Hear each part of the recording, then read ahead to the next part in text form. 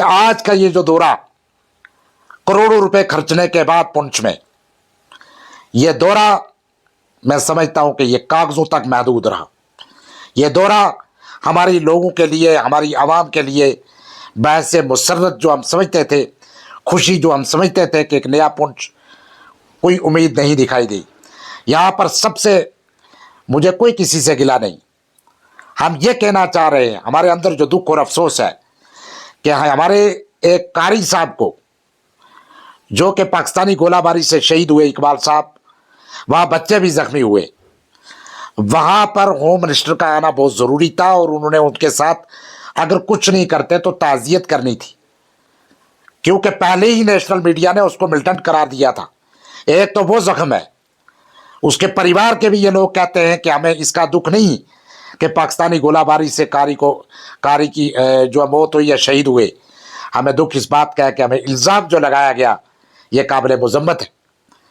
अगर home minister साहब 1 minute के लिए वहाँ भी आ जाते तो कोई फ़र्क ना पड़ता। यहाँ मैं चाहूँगा, हमारी लीडरशिप और हमारी इंतज़ामिया ने बहुत बड़ी नाइंसाफ़ी की है। और इसके साथ साथ आप अनवार उलूम में देखें कितना बड़ा नुकसान हुआ है वहाँ पर, मदरसे में कोई बात नहीं हुई। मैं समझता हूँ कि ये चुनिंदा चंद लोगों के लिए बस आना और जाना, ये हमारी बदकिस्मती है।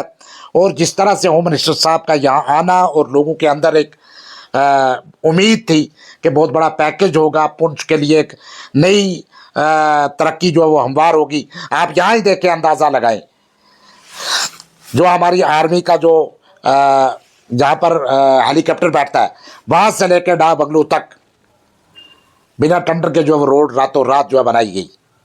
मैं सवाल पूछता हूँ इस सरकार से, मरकज़ी सरकार से, चाहे वो बीजेपी हो, नेशनल कॉन्फ्रेंस या कोई भी हो, आप बताएं मंडी के लोगों का क्या कसूर है?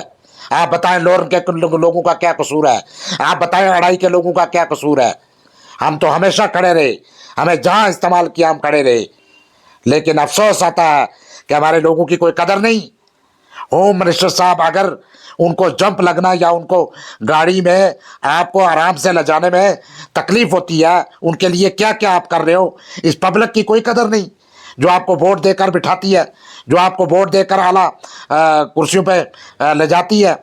मैं समझता हूँ कि ये नाइंसाफ़ी है किताई पीर पंजाल के साथ। और होम मिनिस्टर साहब यहाँ से चले गए, मैं ये मैसेज देना चाहूँगा आपके ज़रिए कि होम मिनिस्टर साहब, अगर आप बजाते खुद नहीं गए जामिया ज़ावलूम या अनवार उलूम में, हमें कोई गिला नहीं, वो आपकी मर्ज़ी, आप क्या सोचते हैं क्या सोचते रहें।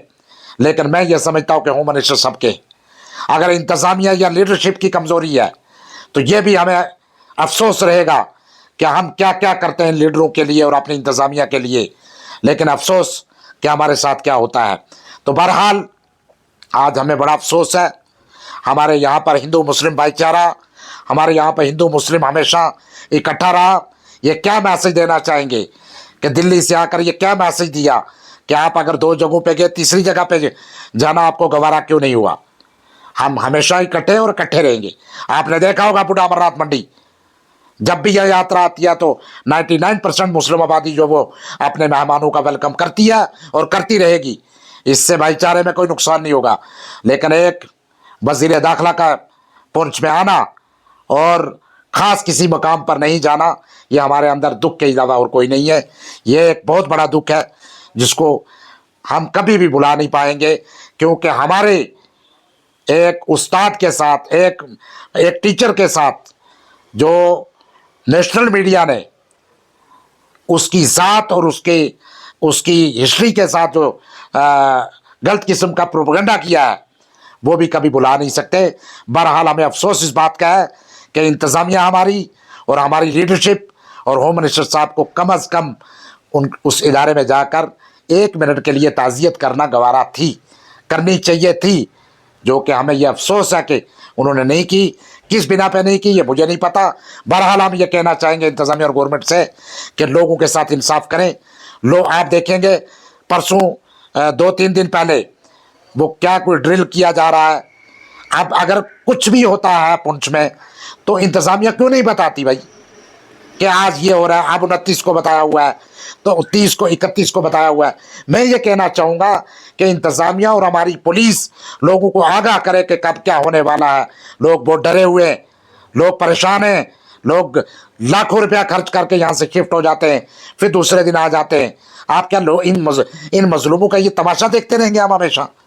आप एक लायामल एक वहाँ पर डीसी ऑफिस में एक कंट्रोल रूम बनाए, लोग आपसे राब्ता करें, लोग पूछें क्या होने वाला क्या नहीं होने वाला, ये जो अफरा तफरी का माहौल है ये ख़त्म हो। लेकिन बहरहाल आज मैं इतना ही कहना चाहूँगा कि जो अफसोस हमें हुआ है वो हम कभी भुला नहीं पाएंगे कि वज़ीर दाखिला का हमारे बीच ना आना, हमारे उस टीचर के साथ उसकी फैमिली के साथ या उस मदरसे में ताज़ियत ना करना, ये काबिल अफसोस। तो अफसोस से कहना पड़ रहा है कि पाकिस्तानी शेलिंग की वजह से हमारे पुंछ में बहुत बड़ा नुकसान हुआ और हमारी लोगों की जान चली गई, उसमें मासूम बच्चों की भी जान चली गई। जहां हमने पहलगाम के वाक़े की मज़म्मत की पूरे हिंदुस्तान के अंदर, यहाँ तक के मस्जिदों के अंदर भी मज़म्मत की गई, लेकिन आप इस वाक़े को आप बदकिस्मती ले लें कि उस वाक़े की इतनी बड़ी मज़म्मत करके एक इंसानियत का सबूत दिया तमाम लोगों ने, और जो हमारी गंगा जमनी तहज़ीब है हिंदुस्तान के अंदर, सब ने इसको कंडम किया। लेकिन दूसरी तरफ पाकिस्तानी ही गोलाबारी के शिकार पुंछ को पहले तो प्राइम मिनिस्टर ऑफ इंडिया ने जो स्पीच की उसमें पुंछ का जिक्र तक, कहीं नाम तक लेना गवारा नहीं किया।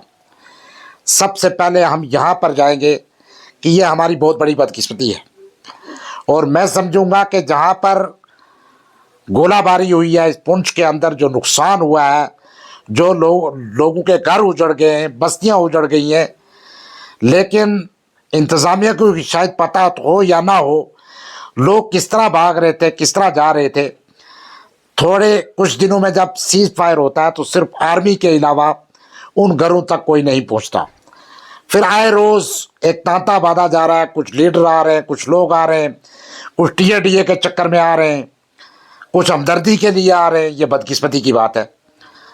अब हमने भी आवाज़ उठाई थी कि मरकज़ी सरकार ने जो है वो ना ही तो पुंछ के लिए कोई ऐलान किया, ना ही इस पुंछ को कुछ देने का वादा किया। लेकिन बड़ी खुशी हुई कि जब होम मिनिस्टर साहब दिल्ली से यहाँ पर पहुँचे, एक खुशी की लहर हुई।